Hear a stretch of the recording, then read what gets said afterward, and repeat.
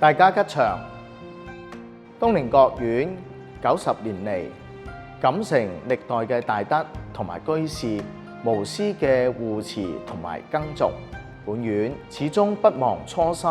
薪火相傳，專注於弘法同埋辦學。因逢90週年嘅院慶，為咗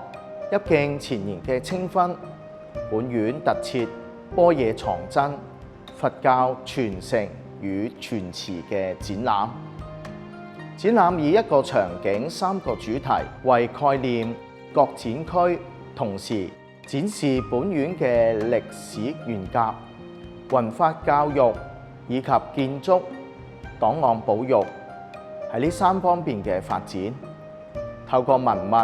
檔案串連古今，描繪多重記憶同埋場景，期盼大眾喺觀展之後能夠更加體會